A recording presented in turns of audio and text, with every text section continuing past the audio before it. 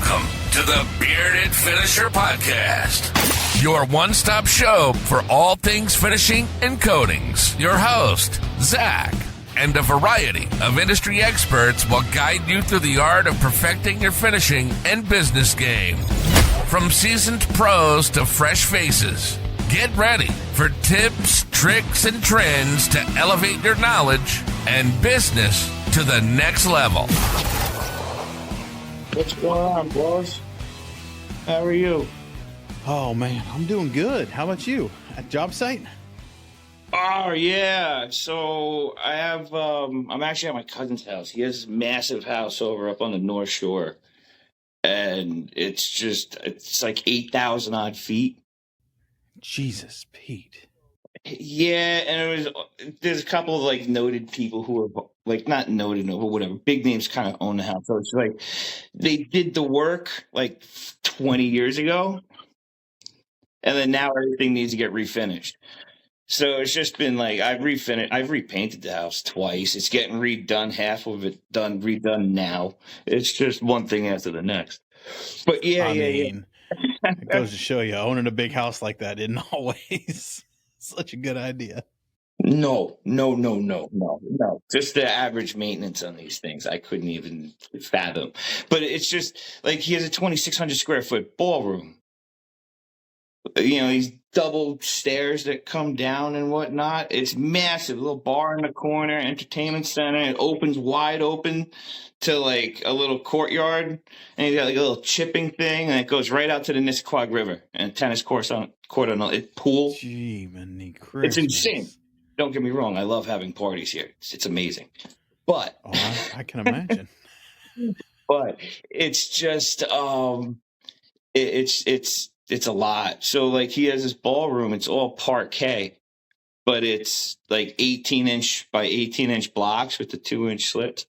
The last guy who did it just ran the drum right down the center. So every alternate direction, right? And then they never came back with anything like orbital anywhere to try to like clean the scratches.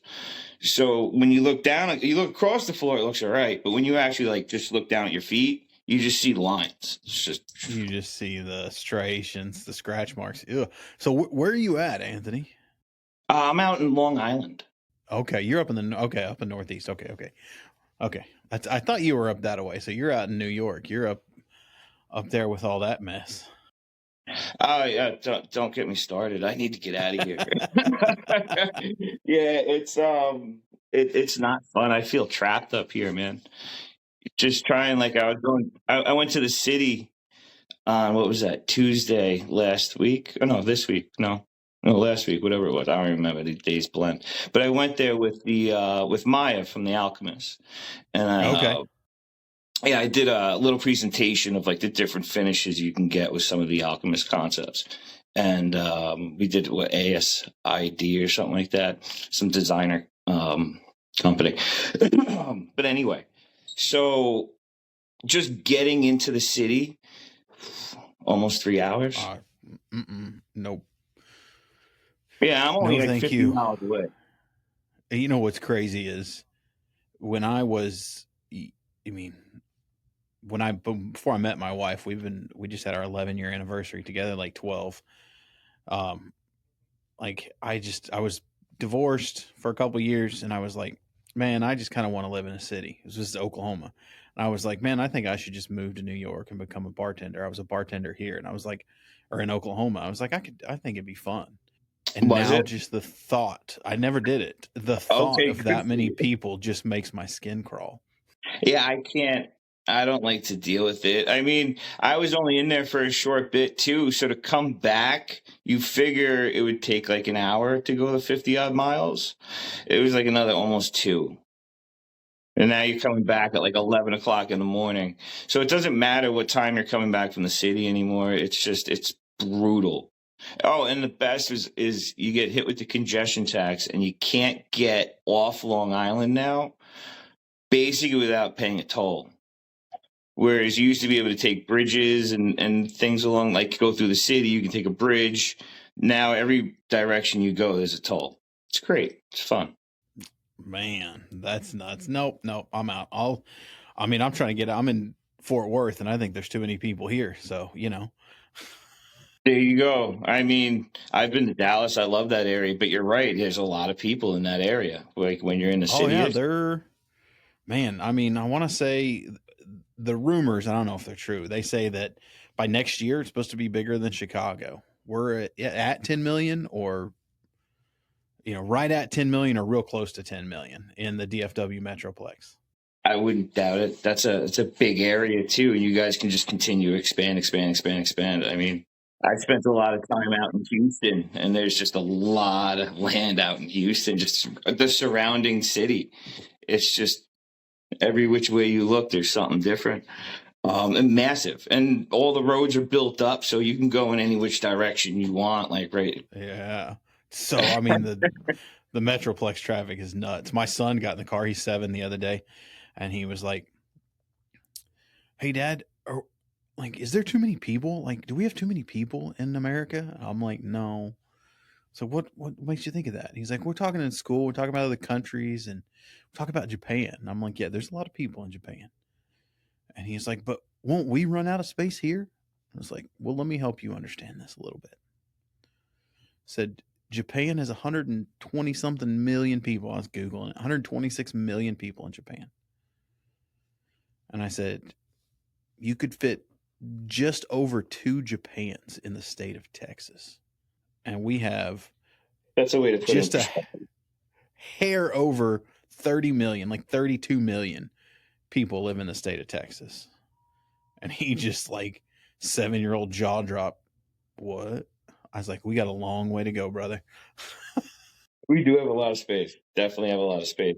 But I'm just not a fan of the cities, so it's just what it is. Like I just closed on the sale of my house, so I'm looking to make some maneuvers. I'll stay up in the island for a little bit, but I'm I was definitely going to say, looking. where are you headed?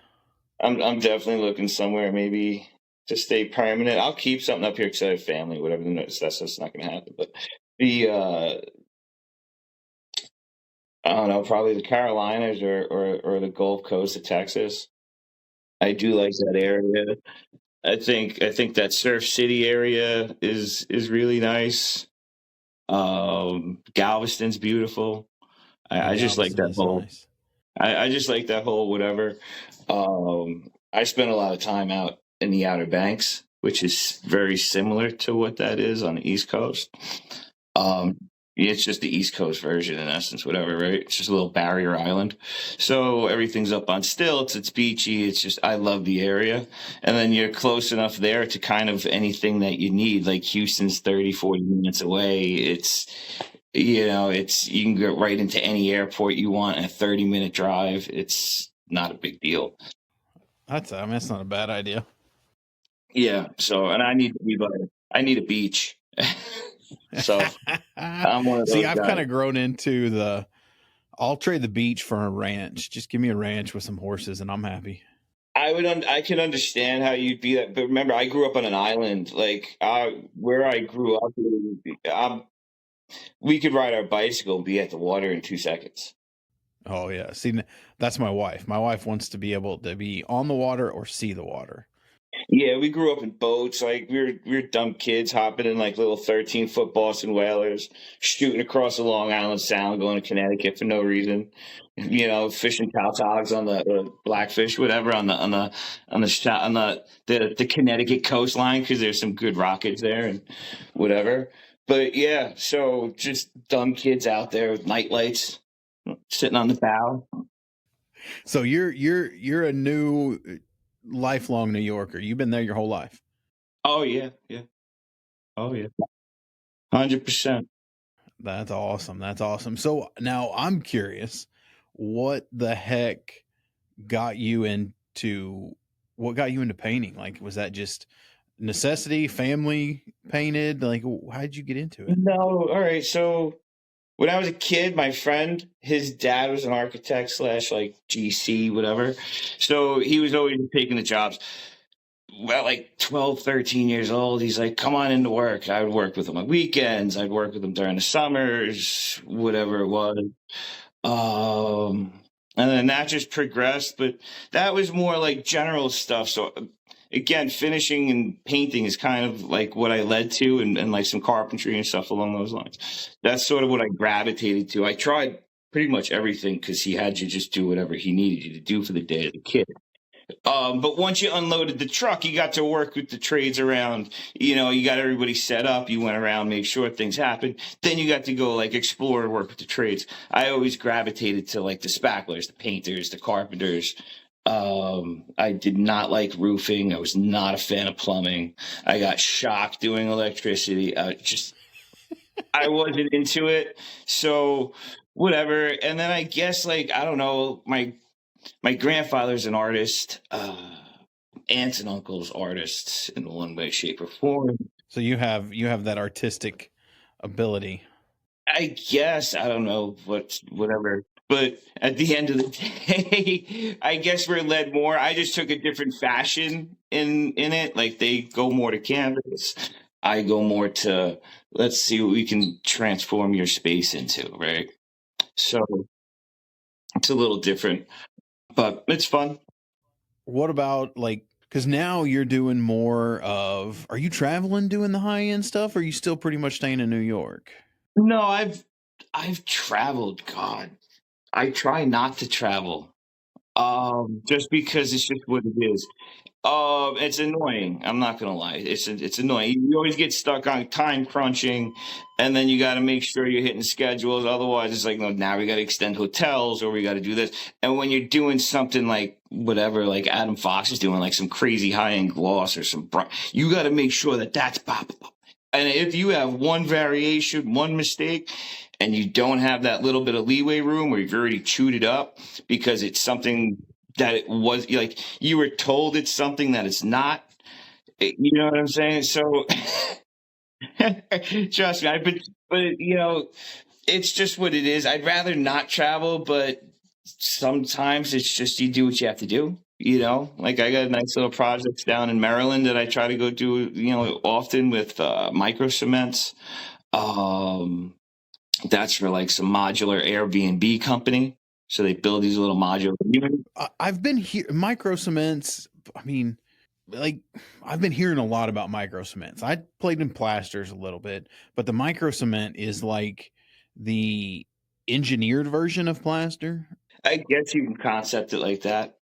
Yeah. I mean, basically you think of it like MDF or something like that, particle board. It's a byproduct of what it is. So you take like marble stones and dusts or something like that, and you take some aggregate, different sizes, and you put it together with a polymer.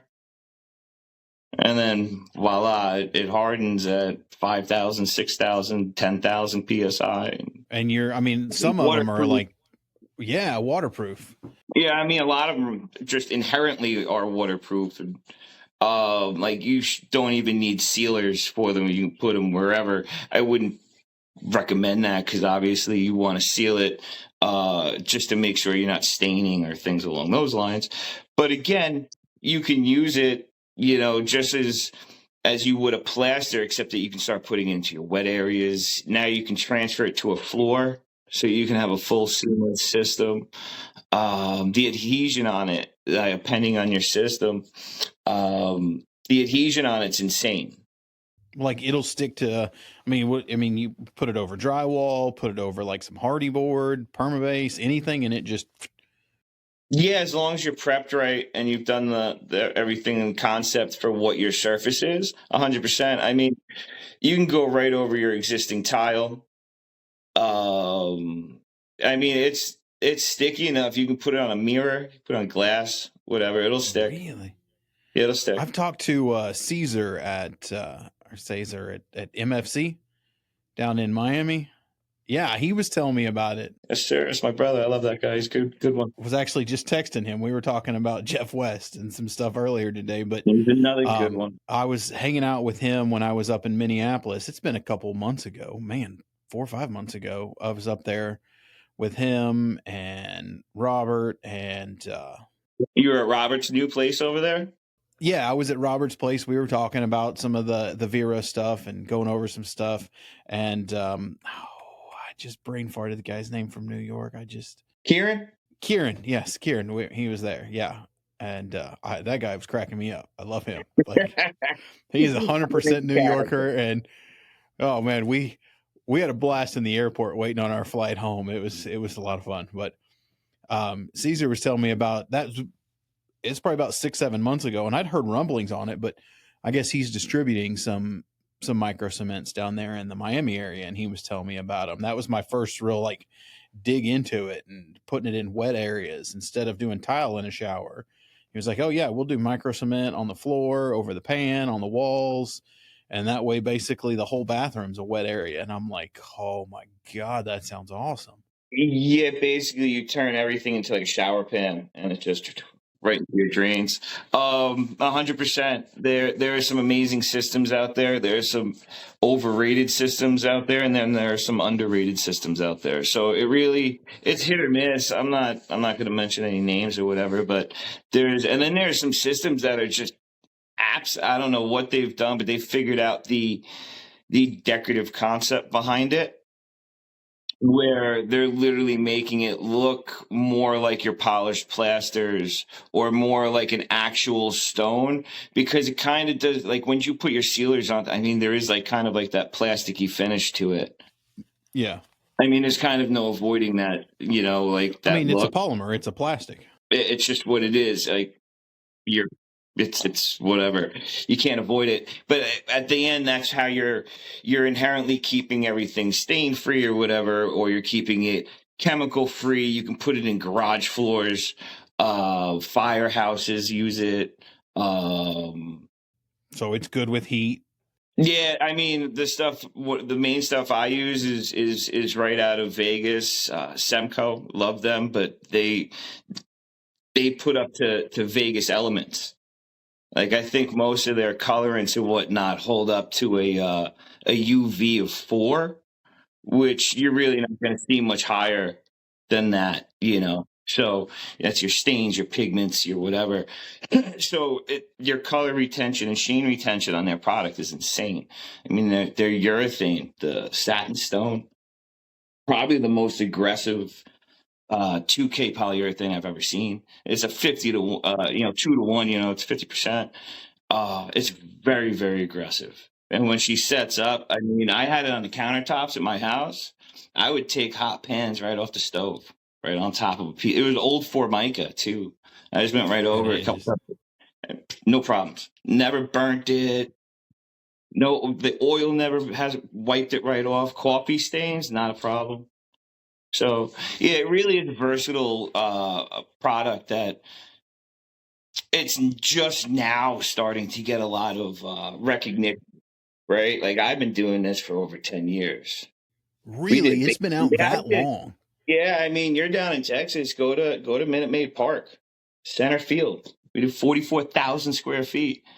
That's nuts. I'm gonna have to go check it out. That was a good. I did the flooring, the decorative painting, whatever, your finished painting, internal, structural steel painting, the tile, all the decorative flooring. Yeah, that was a big one. that was a big project. I did that. I was brought in as a sub for another company, but yeah, I ran all those. That was a project and a half in 2016. Good night. So what are you up to now? I mean, like, what are you doing stuff more independent? Are you still subbing with bigger guys? Like, what? I'm trying to stay away from subbing with people, and I'm really, like, right now I'm more trying to transitioning. So I have some other things going on that I'm moving more into. I'll still always do my finishing. I'm actually in the middle of finally getting a shop out here on the island. Nice. Which is it's a feat, because there's a lot of places, unless you've been locked into them for years, you're looking at like the average like $16 to $25 a foot. So Jesus. Right, like the numbers are insane. So every month you got to be, and then you have electric, and then you have all utility, you have all the other nonsense on top of that, right? So, and then you have the employees that you got to keep, and then you have the insurance. It's an add up, right?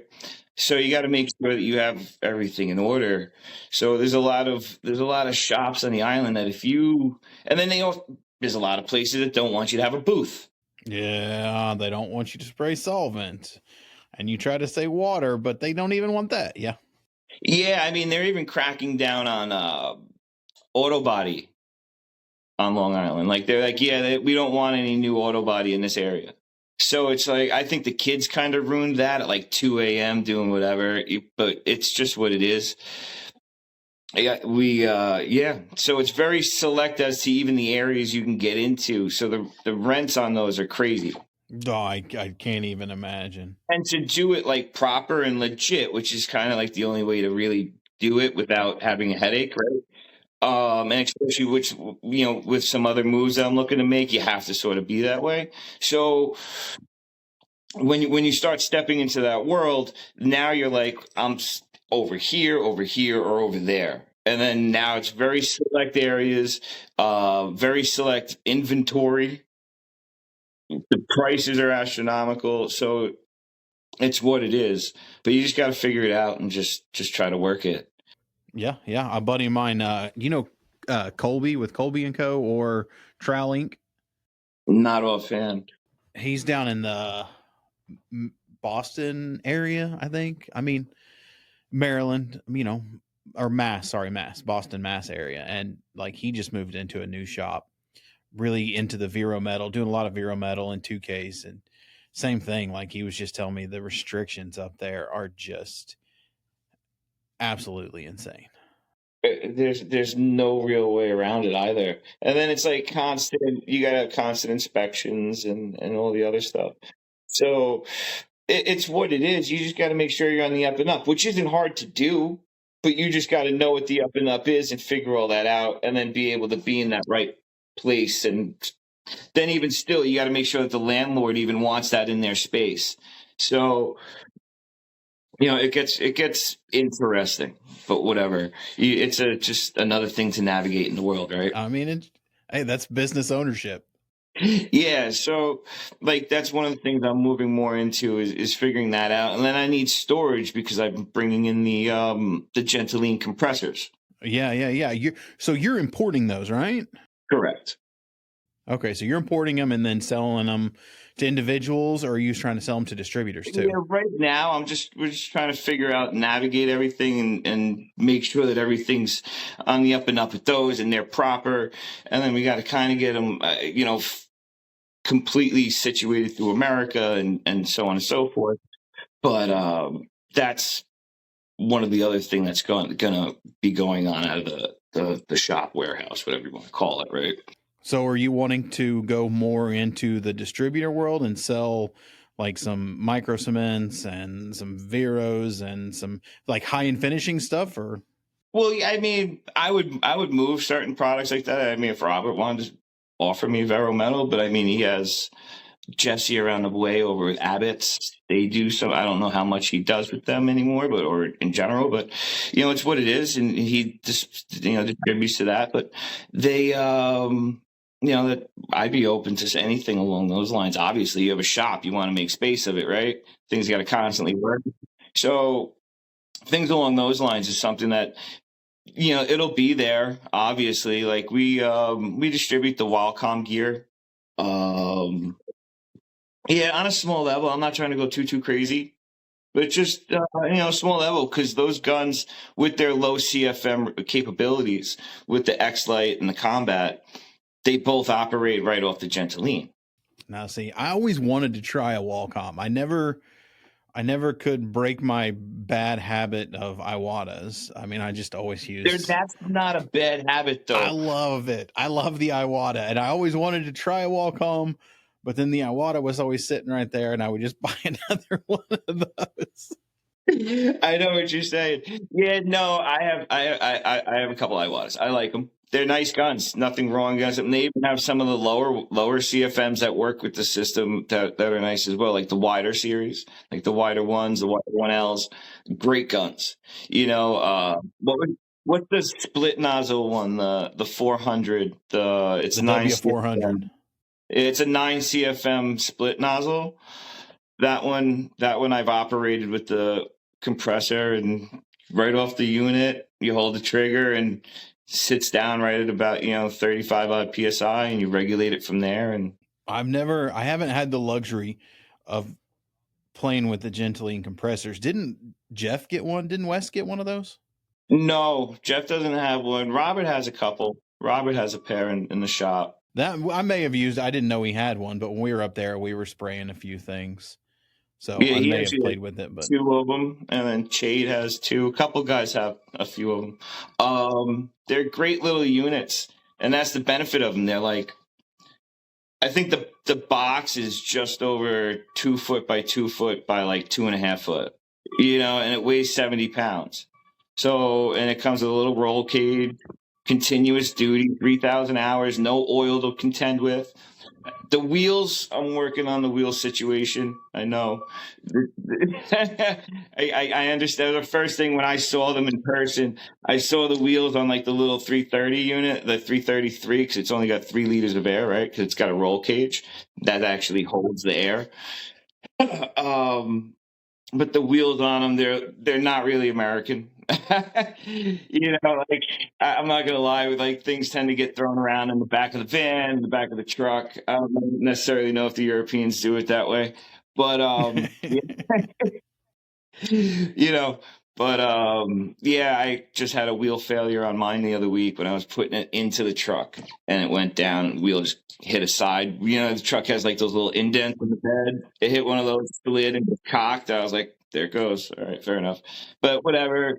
David Lee has a nice little mod where he got some pneumatic ones on there. So I'll just slip that in and figure that out. I was going to say just some pneumatics. I mean, that's just the gist of when you, who was I talking to? I was talking to a guy about some stripper. What was his name? He was on the episode, and I loved his term about fast prototyping.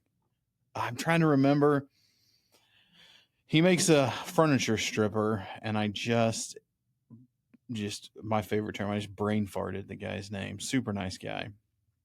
That's terrible because I need a good stripper since that methylene's hard to come by. Yeah, QCS is his company. QCS. I've got it. I'll find it. He did an episode. His episode is out there. Really awesome guy. I got him through Aaron Moore. That's how I found him and got introduced to him, who does a lot of furniture restoration, old antique furniture restoration. And the whole methylene chloride disaster is kind of what got him into it. He was a furniture restorer. That's my mother-in-law. She's a furniture restorer. And the methylene chloride, I use it with her. It's just, it works. Don't get me wrong. It's lovely. But you got to make sure you're, Tyvek'd up and you're ready to, and you have a proper gas mask. Like, you don't need just a regular respirator. You need to make sure you're not inhaling those chemicals. Yeah, I mean, that stuff is brutal. I mean, like I've done plenty of tables and stuff, and but this QCS, I'll find it. I'll send it to you for sure. But he talks about this, is what he really gets into is how he came up with it. And he really embraced this model called fast prototyping, to where it's just like, you can change it. Just get it out to the public and find out what they like, make the changes to it, but don't think you have to release something perfect the first time, because that is impossible. I mean, I'm 100% with that. Yeah. When he used the term fast prototyping, I was like, man, that is a genius, like, terminology concept. Just get it out there, take the feedback, make the changes, and get it back out there. Yeah, that's a good way to put it into a term, right? To kind of generalize what you're up to. I mean, that's kind of what my thought processes are in general. Just get it out, figure it out, because there's always going to be something better, and you're always going to be able to modify something. As long as you have the idea and you have the core standards of it, you can always integrally get better and build off of that.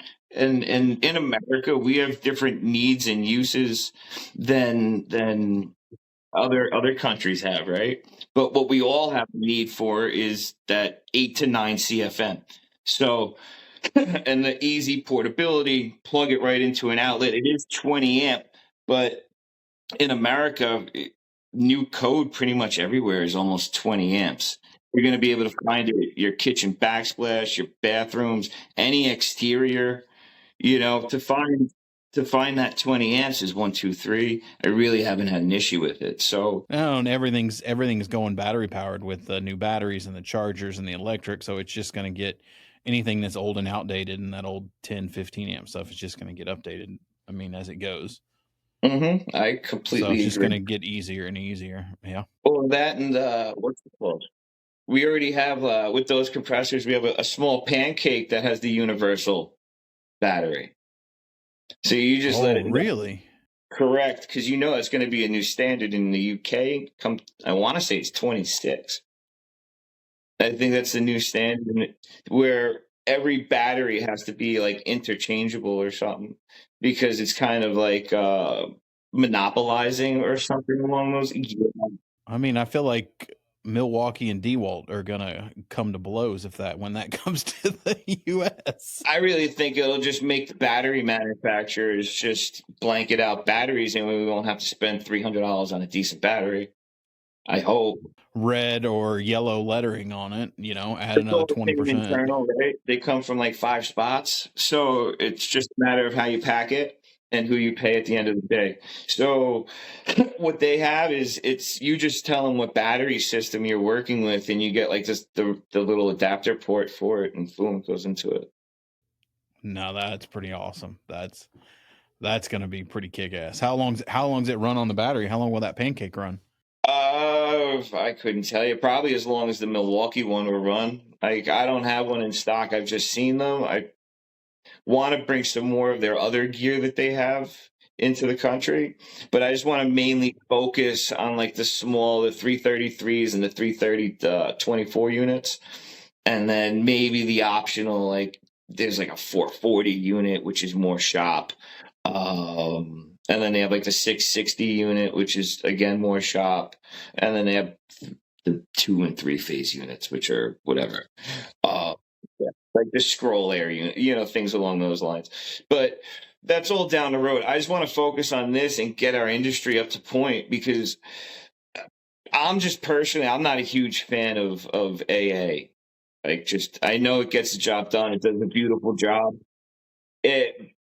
But it has its ups and its downs to it. And I know it was invented because it was very tough to get shop air on site, in essence, right? Yeah. I mean, I'm still a fan of, I don't care which way you go, I'm still a fan of diaphragm pumps. I say bring back the old school diaphragm pumps, and everything will be solved when it comes to airless. All right. Well, I use a diaphragm, but I have it set up pneumatically. So I've been running the Wagner DD10. Oh, yeah. So I have the AODD, the DD10, which is the center flow double diaphragm pneumatic. I'll never look at another air assisted unit ever again. Not a need. Oh, I was going to say, it runs right off the one compressor with the one Walcom or the Iwatas that I run. And it's just a pressure fed gun. You set it up, you get the little arc over, you're perfect. You can time no need for 50 different setups and this, that. You just know the needle that you need for your material, and you just boom, boom, boom. Simple. Yeah, I mean, I'm still a fan, and I don't know how many guys that I've talked to about getting into it. And this is an episode that I want to do. And I think we might need to, I think it'd be awesome to have you on there and maybe get Shade on there, maybe do like a little board or something, but like getting into finishing. You're a house painter, you cut and roll, and you want to get into finishing. Let's do like an hour on entry level equipment, skill set. Dude, I think that would be an awesome episode.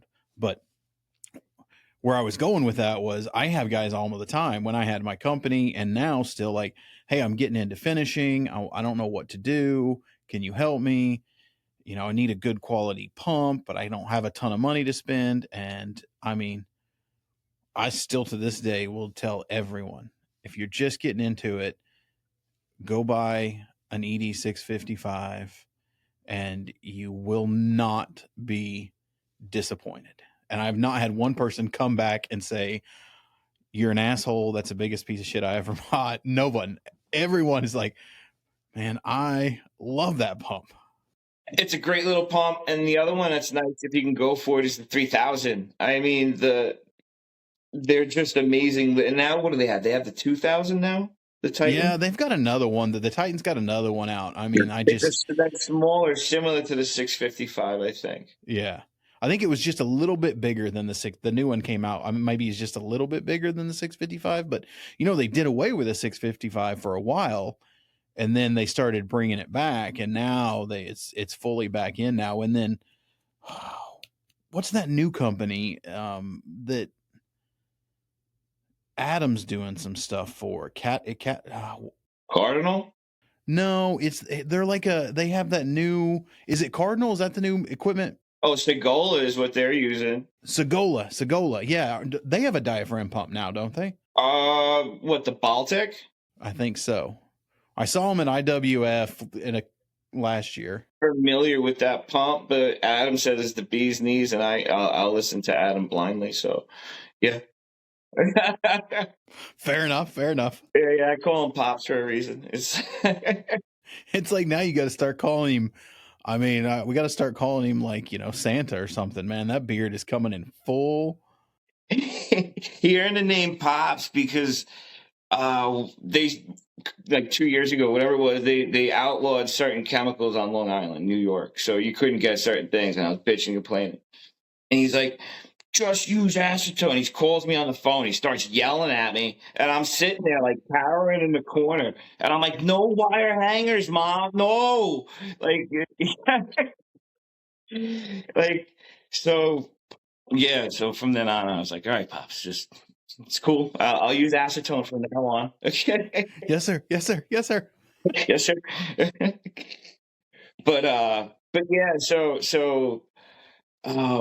But not to diverge too far from where we were, but diaphragm pumps are we shouldn't have really gotten too far from them because they really keep that pressure right where it needs to be. You don't see that fall off, and then none of that. It's not pulsating. You don't get that pulsating. My father-in-law, I mean, golly, I bought the company from him, and he had it for 35 years, the painting company that I ran. And he kind of mentored me. And before that, when he was in Denver or in Colorado, he painted for guys at daytime, did his own stuff at night. And like he tells me all the time, he's like, the dumbest thing the industry ever did was get away from diaphragm pumps. You could have a diaphragm pump for 30 years. They were easy to fix. They never really broke. They maintained pressure. And he's like, Graco's the one that introduced the piston pump. Love you, Graco. You're great.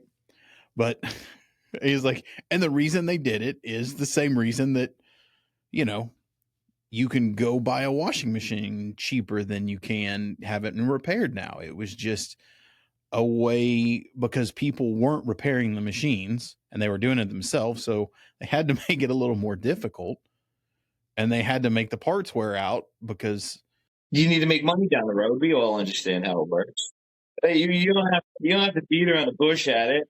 So yeah, I'd rather be straightforward. But listen, planned obsolescence is a complete theory that I agree with a lot of stuff that we have in life, and a lot of stuff that we get pushed and told to use in life.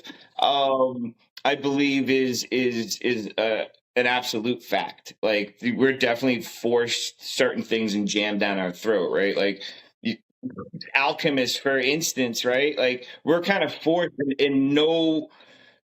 you're almost forced to use a petrol product on your wall finishes, no matter who you spoke to. You were catching. Well, yeah, I mean, there's a reason for that. So yeah, you get where I'm at. So now there was always a mineral paint. There's 500 of them. You know what I'm saying?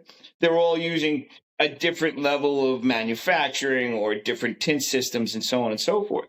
But it really comes down to the fact that this is what we were told to use, and we were told to use it for XYZ. Like the same thing with like the synthetic fabrics and a million other things. You were told to use this, so this is what you're just used to hearing. And it comes a household name, and it's 1, 2, 3, right? So I agree with that sentiment, and I think that diaphragm pumps, and not even just diaphragm pumps, I think like pressure pots Like, what we got Oh away yeah. from pressure pots. Why? Like, hard to bring air to a job site. I see the guys for like the last 10, 15 years enjoying these Gentilines over in the UK. I got a lot of buddies over there. So I see them with these Gentilines, and I'm like, how do we get that type of air here in America? And I was dragging 3 Cali Air 4620s around just to be able to do things. If I had two of them, I could do like some stuff, but I couldn't do everything. If I had 3 of them, I was able to like do what I needed to do. Now I have that one machine, and if needed, I'll drag one of the Cali Airs around, and I'll just tie them together through an expansion tank. But other than that, for you to get necessary air to run even a gun 10 years ago on site, most of the guns are running 15, 20 CFM. Now we're starting to understand that we can achieve these lower CFMs. We can break that 10 CFM number and get below there. We have guns that run 6, 7, even little smaller ones. What is the Wildcom 190, the Eagle 190? James Wildish in the UK, guy's a monster. Loves that gun. It's 4 CFM. 4? Yeah. I mean, it only goes up to a 1.4. Goes up to a 1.4. But if you reduce, you're fine. Let me ask you, if you have a PPS cup, or if you just get your dual regulator off the back of the gun, or if you want to get like my buddy Richard, you can drill post trigger, and you can just send the pressurized cup up. Oh yeah, just pressurize it. But I mean, let's face it. Like, who was I talking to? Oh, I was talking to the they're in Arizona. I was talking to them, and there's this negative connotation for some reason in the US about reducing paint depending on the application. And it just, like, it's okay. Like, you don't have to put it on at 10 mils. You can throw some reducer in there and put it on at a proper film build. I mean, I completely and wholeheartedly agree with you. I mean, are you familiar with Robin Boston? I know Robin. I'm trying to get him, tell him to quit being all shy and come on the show. Listen, hold on. I'll put it this way. If you go on YouTube, you can search Finisher and Decorators podcast, whatever, Mod Squad. Yeah. Like, we had a little podcast. Had a little thing going, and it's just all of us are just way too busy. I mean, just think about who's in it. Like, I'm busy. Robin, he's going nuts up in Canada, setting up this hotel, motel, Holiday Inn thing. And then you have Adam Fox, he's bouncing all over the country. You got Cheney bouncing all over the country. Noah's tight, and Noah's just running his business like a goddamn psycho, and he's doing good at it. Noah's doing great. Yeah, killing it. Richard Pollock. I mean, it's tough to get Richard. He's 6 hours ahead, but again, he's insanely busy, just doing this, that, the next thing, trying to keep the shop up, trying to pay for this. And it's what basically we run into. James, he's got the shop, his partner, he's just getting in, he's growing family and this, that, whatever. So everybody's just super tight busy. And to bring 5 or 6 guys together, it was very, very tough. Yeah, it was a good podcast though. Like, there's some of those guys that, I mean, I was talking to Adam the other day. We've scheduled twice now. He's in constantly doing the phone. Yeah, 2 or 3 times we've been on the books, and the last one, like, it was last week, I think, or 2 weeks ago. It was like on a Tuesday. He was supposed to come on. He was here in town. We were gonna record it, and then wait. He was actually in town 2 weeks ago. He wasn't in Maryland. Well, it was like he was supposed to be in town, so he scheduled it, and it was like Tuesday, and then like Monday, I'm like farting around online, and I see jumping on a plane headed to Maryland, and Jeff West was meeting him. I'm like, that sumbitch ain't gonna make it back by tomorrow. I texted him that day. I'm like, all right, so I'm gonna send you the new link to reschedule, and he called me the next day. He's like, dude, I completely forgot. I'm like, I mean, that's all right. I mean, it happens. So I think he's supposed to be back in town in June. He's going to come to the studio here, and we're going to. Oh yeah, he's all over the place. He went from Maryland, then he went to the Vero class, and now he's doing that staircase. And where is he? In Michigan? At that Detroit? crazy. Yeah, he's in. Like he went Maryland, then he went home, then he went to Michigan. No, then he went to Minneapolis, then he went home, and now he's in Detroit. And I'm like, God, dude. I remember when he started working with the speaker company here in Fort Worth, because he was just tired of traveling all over the place with custom residential. And I remember going to see his new facility, his shop, where he was finishing everything out for that acoustics company that he was doing some stuff for. Really awesome. He's building it all up a couple times. And I think the last time I went there, I had him do some stuff for us when I was with CIC. And I was like, you look like you're getting bored, brother. He's like, no, man, I love this not traveling.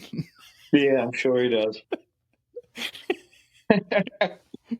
No, he's a fun one to travel with too. Like over the winter, we were both in Maryland at the same time, and we were only like 25 minutes away from each other. Met up, had some dinner, a couple drinks, whatever, hung out. He's a great guy. He's a lot of fun to hang out with. He's one of those guys where you actually want to meet your hero, if that makes sense. You know that saying, never want to meet your heroes? No, he's one of you want to meet, he's a good guy. He really is just like a genuine guy. When it comes to being in the trade, if you just show that you're a student of it, he'll take you in. Yeah, I could see that. Yeah, I totally agree with that. Him and Shade, like Shade and I have talked a lot over the past when I was at CIC and even when I had my company in Oklahoma, and getting on that podcast with him here a while back, man, it was just, that dude's story is absolutely incredible. Love Shade. I mean, and he's just such a genuine guy. I mean, we had a blast. I got to get him back on. But before I don't want to miss it, because I know we're approaching an hour here. But one thing that I wanted to hit with you about, because we had the girls on with Alchemists, and they talking about the paint, and that's kind of how you and I kind of got into more conversations. Like, I want to hear it from like a painter perspective, because you and Adam went and did some stuff with her and with Maya and Price. And I mean, I am just intrigued with what they are doing and picking their brains of how they're going to market and how they're manufacturing. So I'm like, and then when you were like, when Maya told me that you and Adam, I'm like, all right, both of them are coming on the show. We got to talk about the paint, because I think they need more reach. They need more reach into our world. So what I'm all right. So I found them last like Christmas time. So like a year and change ago, I found them. I was just because I'm a big Graham Hancock, like Ancient America, Ancient, all that other stuff. I've made my own paints before, like taking egg whites and turmerics and things along those lines, and crushed things up, made whatever. So I'm into that concept. I've taken sand and put it in the mix to get some substance to it behind it, so it really sticks and has like a coverage to it and whatever. Some aggregate, yeah. Yeah, so when you really want to like go back and start doing some research as to where we came from in our industry, like I think they were spraying paint like 10,000 years ago on cave walls through a reed. They load up their mouth right through a reed, and there's images of a handprint like this with a spray pattern around it.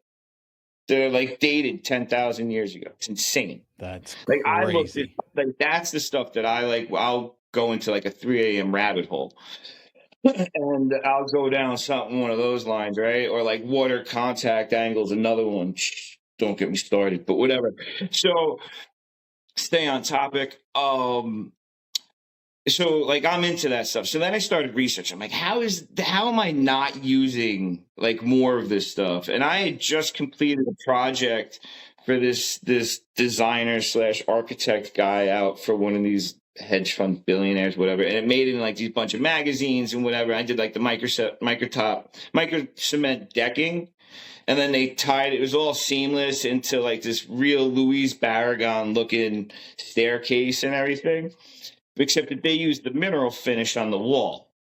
And the mineral finish really tied in to the microcement in the sense that once you start brushing it up and you do your little patterns to it or whatever, it really gives you like that modelly look. So the microcement can give you a similar fashion, like similar to the plasters and whatever. Just an easier way to get there with a brush. It's not $20 a square foot. It's 2 or 3 or 4 or whatever, depending on your market. And you can get the stuff on the wall, a couple coats, and it's done. So we match the microcement to the mineral finish on the wall, and I was like really into all that stuff. So I started looking into that stuff, and then I came across Alchemists on the Instagram, and I was like, oh God, I was like, this is really cool because they're using like turmerics and like the ochres and things along those lines for their natural colors. And then I was like, all right, what else are they using? And then I find out that they get their silicate and their binders from like this one spot in Europe, very selected area for a specific spot, you know what I'm saying, for a grade of mineral. I'm looking into all this stuff and I find no plastics, no this, no that, no the next thing. I'm like, wait, now we're really touching on something. Hold on. I was like, because I know for a fact that every single painter listening to this podcast has washed a brush down the drain, has dumped a bucket in the yard. Present company included. Yeah. If you say you have it, you're a lying son of a bitch. 1,000%. And it's not even just us professionals now, because think about every single homeowner who now just went to Home Depot or Lowe's, and where did all that go? If it didn't go into garbage, it got washed out at least once or twice. And then that went right in the toilet or right in the bathtub or right in the sink, wherever, right? And customers are always like, oh, wash your brush out in the slop sink. Like, that doesn't go into a catch can. You're not catching 5 gallons of, and then you're not letting that sit for 2-3 days to settle, and then you're filtering that water. So, there's a lot of issue to that in my eyes. Mind you, a few years ago, I was driving down Dune Road, and I'm watching every single carpenter and like the spring set in plastic, the PVC siding and trim. They're ripping them right. Oh, they're ripping it right on the table saw, right on Dune Road. Like literally, you're on the beach, like just Dune Road, West Hampton. It's not like what you know what I'm saying. Like, look it up. It's where first MTV Beach House was. It was insane. But they're just cutting it. And I don't know if you've ever ripped plastic on a table saw.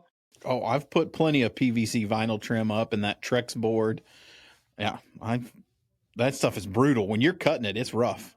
Oh, yeah. And there's no angling a piece of PVC pipe down into a garbage can. No, that stuff just blows out in the air. Gone. So all of that I just see underneath the houses and the sand and the dust and the this and the that. The next thing I'm like, I was like, where does this all end up? And then I start like, you're going back years.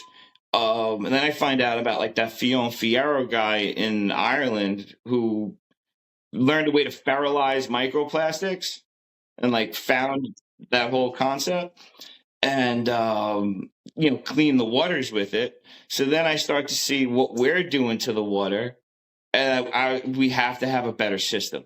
We have to build better, right? Now, you even want to fast forward a little bit beyond just the plasticizers and all that other crap that you have going on in your paint. Look at what's going on in California with their soil. Every time it rains, the runoff is going right into the ocean. It's toxic. You look around the room that you're sitting in right now. Every single wall is coated in a plastic coating. Every single piece of wood is coated in a piece of plastic. I mean, look at your television, there's plastic everywhere we look. And it all melts and goes right into the soil.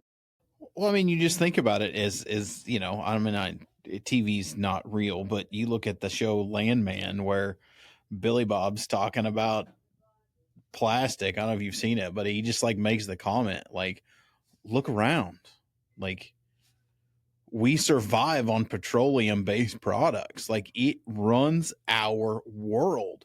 There's no, I mean, yeah, alternatives are great. Food, it runs everything. It 100%. runs everything. And like, he's like, the scariest thing about all of it is we will eventually run out, and we have no effing clue what to replace it with. Oh, we forgot. Haven't even started on research of how to replace it, and what is going to happen to our economy if we can't figure out how to continue to have petroleum products, or start. What was he saying? Something like build the infrastructure to do green power, 100% green power everywhere. It's like 30 years just to build the infrastructure to support it. I think that's going to be a tough feat in itself, that type of infrastructure. But if we start on a building level, you know what I'm saying? Got to start somewhere. Yeah, if we could start on a building level, as simple as paint, you know what I mean? Like, think about this. Anytime you've walked into a house and you've set up to do a job, you come into the room, there's furniture, there's things on the wall. You get it all together if you haven't had the homeowner put it in the middle already and set it up for you or get it out. But everything goes in the middle. You cover it with plastic, right? Tape back with plastic. Starts at the beginning. Now I couldn't tell you the last time I bought a drop cloth. I don't use them anymore. They're such a waste of time and dust that I don't have time for it, right? The dust is insane, and I can't wash them because I get kicked out of every single laundromat in my neighborhood. I'm not putting them in my washing machine. So yeah. This is the way it goes, right? So now I use Grip Right or whatever I can get, some of that roofing felt. Yeah. So now I have plastic. That. There you go, more plastic. It's one use, it gets wrapped up, goes in the garbage, which is, again, in a black plastic bag. So it's just everywhere we look. So if we can start as simple as our paint, and not just that, I'll tell you this, as a painter for 30 odd years, and from somebody who's gotten so frustrated with all of the local brand paints that I literally went to Fine Paints of Europe, and I deal with living 45 miles away or more from my local distributor. You know what I'm saying? But I get them shipped to a more central store. But I'll tell you this right now, I'd rather do that and deal with the Fine Paints of Europe because of my coverage. I could tint my primer, I could do this, I could do that, and it saves me coats, because up here we have a lot of homes, we're still doing deep reds, deep blues, blacks, this, that. You need that tinted primer 100% to come to a red wall and put gray on it, when you can actually put the color on the wall and get the coverage of your primer, do 2 coats of that, 3 coats of that, and then put your 2 finish on. You're finally there, but you're still 5 coats deep. So we literally proved it at that certification class that we put together, because this is now with Alchemist. Yeah. So with Alchemist, we put together this. Yeah, I'm all over the place. Sorry. So with Alchemist, we put together this this certification program, and I knew I couldn't just necessarily do it on my own. So I'm a brand ambassador at first, and then I set this thing up with Maya. And then we brought Adam in because he really like rounds out the concept and allows me to be able to make it all work, in essence, right? Because you can't just do it with one person. So we had yellow walls and like a beigey whatever wall that we had upstairs. We covered it with 2 deep reds, like a wine red, almost like a burgundy, deep red. And then like another one that was a little more brownish, like the hair of the dog. 2 coats, done. I couldn't tell you the last time I've covered anything 2 coats and had it finished. That is nuts. I told Price and Maya both. I want to say Maya said they were coming. They were trying to figure out how to do another certification class. I'm like, you guys got to come to Texas. So our next certification class is going to be in probably Adam's shop or whatever, or in the Dallas area, and we'll do it there. I believe it's going to be sometime in September. So if anybody's interested, reach out to us. Just let us know. It's, you know, you can find it in the Finisher and Decorators Forum, or you can reach right out to Alchemist on their website or whatever. And I was telling him, I was like, I'm gonna come. I just want to come, shoot some content, talk to people, interview people. But man, just to get people's reaction when using the paint in real time. It's really a product you have to get your hands on and try out. I mean, yeah, you can take any product you want and learn on the job. That's up to you. But it really is a product you kind of have to get used to, because it isn't a petrol base. You're not going to be able to just say, oh, I need to slow this down. Let me grab some glycol and some of this and some of that, and, you know, or grab some flow truck or extender or something from the store and just dump it in at a couple of ounces, right? No, you generally just want to use some water just to thin it out a little bit. And you got to kind of like get your feel for it. And at the end of the day, you are painting your wall with technically like stone. It's a silicate, potassium silicate, whatever. So it is getting coverage from the stone in my eyes. Like you're tinting stone and you're putting it on the wall.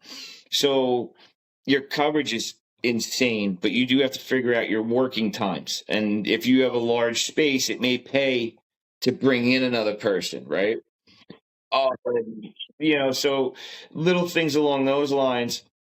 And at the end of the day, the benefit that you also pull out of it is that you get put on their short list of people to contact when they're contacted by designers. Like I said the other week, I went into the city. I gave a presentation to 15 of Manhattan's, you know, largest designers. I think 15 ladies came in at their little place, Orange Company, and I showed them the different finishes that you can even achieve with their product. So the first thing the first thing I personally noticed when I got my sample is the hang time that it had on the lid. So I was able to fiddle in my pocket, pull out my camera, set up my phone, whatever, and then take a picture, and it didn't drip off the lid any. It was still nice and clean. So I was like, this has some hang time. And I've done my share of plasters and I've done my share of Microcements, and I'm one of those guys that kind of gets to know their material and figure out what they're actually using and what the bases are and all the other stuff. So then I'm like, oh, it's a clear crystal quartz binder, it's a stone aggregate, and then it's just tint. All right, so then I pull it out, I start doing some finishes, I pull out my trowel, I could trowel it out. So now you can use it in substitute for Venetian plaster, where your base coating with polish it. There you go. It's a stone and it's polishable. So you don't even have to polish it if you don't want, but whatever. So you can trowel it out. You roll out 2 coats. And you can roll it out kind of sloppy too, because you can use some of that, right? Use a heavier, whatever you want, and then break it back a little bit, trowel it, and then do 1 or 2 coats troweled, sand it with some like 320 very gently. And then you could start 600, 800, 1,000, whatever you want to start at, and end wherever you want. You can watch your hand. You can do one of those, the famous one of those. You can do that right and finish. You can get the Chade van picture. Very simple. And then what I thought was really great about it is talking on the show with them was the fact that it's not something that they are outsourcing and they're like, all right, make me 10,000 gallons and we're going to put it in a shop and then we're going to go sell it. They are truly following we'll call it the, you know, artistic manner. Like you order paint and they make it. You order one of their colors and they make it and they ship it. Yeah, to be cradle to cradle, you kind of have to hold to certain standards. And I don't think anybody really understands what cradle to cradle honestly means. Like you want to talk absolutely crazy. Yeah, when you start going through the regulations and the list that they have to qualify for. So there's another benefit behind that too, especially on new builds, is you get your lead points. So now you're getting all these extra tax credits at the end. So there's a way for it to pay for itself in essence, especially on newer construction and when they're doing like a lot of these bigger multi-person domiciles, like the big buildings, whatever.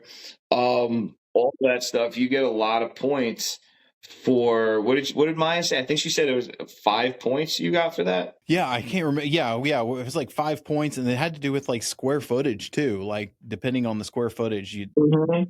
Yeah, so you're getting up to 5 times like your credits. So to get yourself above like silver or gold and into like that platinum diamond range, whatever, however they classify it in the areas, you're that much easier just by changing to a paint. Just it's nuts. Like I can't wait for that show down here.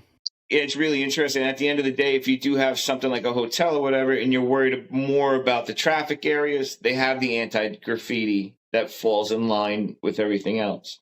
So there really is a lot of versatility to it, and it gives you another benefit by being able to do a room, offering somebody a quick little accent just by doing something as simple as brushing with a deck brush one wall instead of flat painting. See? Yeah. You're just Same going exact right paint, just a little different technique, and it can change the look completely. 1,000%. And you can just let your imagination go wild with it, and it'll actually do its thing. So for one material to honestly hit all those little facets, that's one of the reasons I'll say Alchemist paint on new paint jobs first, and then I'll let the customer figure out what they want. But I'll at least pitch my case on every single project. That's freaking killer, man. No, man, I'm excited. I'm excited for you guys to come down here. I mean, Yeah, I'm excited for that whole little situation because I really feel that the mineral paints and building better like that, you're gonna progress further down the road. You're gonna see more of that over the next 5 or 10 years, especially as you see California rebuild. If you look at the fire situation, Maya has a video. I gotta find it. There's a video of a petrol-based product paint in a room with the same exact room. It's done in a lab, and the other room is based with their paint, and they lit the corner on fire, or it might have been a mineral paint. But I believe. And they lit the corner on fire. Same exact fire, same everything. It was like 3 or 4 times longer to get to the fire before it expanded in the mineral paint finish.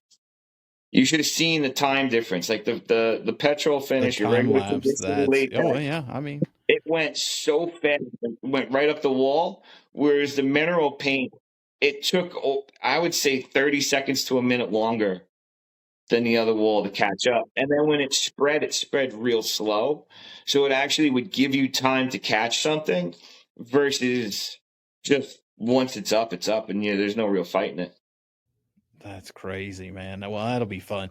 I mean, and it goes back to you've got to start somewhere. I mean, I posted a quote the other day that I heard that I just think is still one of the greatest quotes that I've heard in a long time. It's like, you don't got to be great to start, but you got to start to be great. Yeah, I actually just saw that post of yours last night, I think. Yeah, I'm like, man, that hits true in just about everything. Like you don't got to be the best. But you got to freaking start. You got to start somewhere, right? And I'm a firm believer of it all starts with like a will, a want, or like a desire, right? So if you have one of those couple little traits, you can build the rest of it. But if you don't have a will to do something, a want to do something, or the desire to do something, you're never going to start it. So, that's just something I completely agree with. Completely. But anyway, it's been a pleasure. I got to get back to this Yeah, I say, yeah, you got to get back to work. Listen, there's plenty of people will tell you, and you'll learn from talking. I'll keep you on here for 3, 4, 5 hours. Don't even get it twisted. We'll do 2, 3, 4 hours on the phone with somebody at lunch just shooting the shit. I'm bad like that. We'll get back on when you're back in town. But man, I appreciate you coming on. Awesome information. We'll do another episode soon, and you guys don't forget to like, follow. Yeah, I would love to. I'd love to follow up with that whole thing that you mentioned with the diaphragm pump class and Chade and whatnot. I would love to fly for that stuff, for whatever that is. Yeah, let's 100%. talk offline and we'll get a class go. We'll get a longer episode one, maybe a multi-part where we start talking about the proper equipment to get back into finishing and what people need and what's hype and I'm what's all not. about that stuff. Completely all about that stuff. We get a couple quick guys on that conversation to really pitch in their thoughts, because you got to have more than one side to it.